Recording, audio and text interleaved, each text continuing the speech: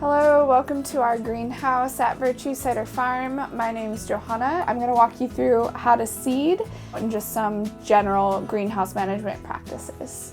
So first step to successfully germinating seeds is your soil. So we have a nice potting soil mix here. You don't want anything with too big of a chunk. You want something that's going to hold moisture so that you're not drying out very often, because you need like a softly damp soil for seeds to successfully germinate. So what I'm going to do is quickly fill a 72 cell tray. And then I'm going to level it all off, because you don't want uneven amounts of dirt in your cells. Otherwise you'll have germination rates at different times. You want an even germination rate. Basically you want, if one seed's going to sprout, you want them all to sprout at the same time. And what I did is, you can see I filled all the cells, and what I'm going to do is put the 72 cell flat on an angle, and I'm going to take the blade in my hand and I'm going to level everything off.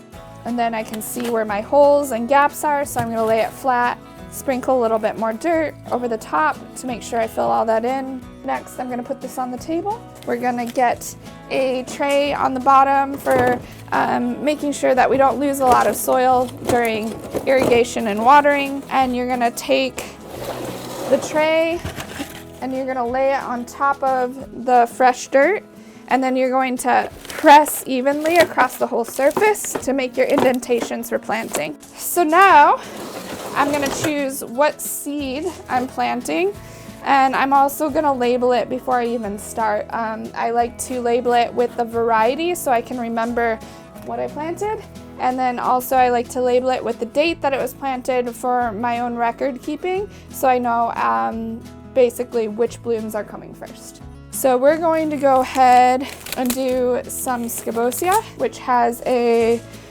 90 to 100 day germination period. That's why we want to get it started now, because we want these to be in full bloom in June. I feel like I have more control over the seeds if I use just a few in my hand. You don't want to reach into the packet, because you don't want to get dirt into the packet or any moisture into the packet and allow molding or maybe even some in-packet germination. And we're going to go one seed per cell.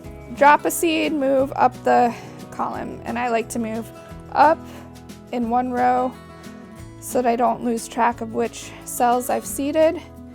And it's okay if two slip in there. You'll just have 2 extra guys to transplant out. So after you've seeded everything, you can see all your seeds are in place. I'm going to take it back over to the soil bench, and I'm going to sprinkle soil over the top as evenly as I can. So that's what she looks like when you're done seeding. Nice and flat, everything's level, and then you just have to water it in. What I do is I do what I call a straight arm technique.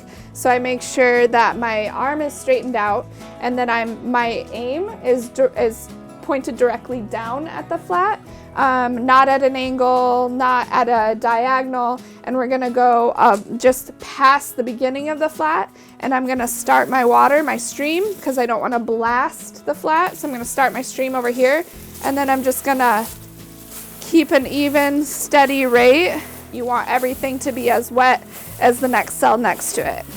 If you're not sure whether or not you soaked to the bottom, you can take one of your popsicle sticks and just lightly get into the cell on the side, and I can tell that I've saturated to the bottom. Basically, the big challenge is not pressure washing any of your cells so that you push the dirt up or maybe lose the seed on the surface of the soil. So I hope that gives you a little bit of like a inside scoop for how you can get a head start on our season. Cheers.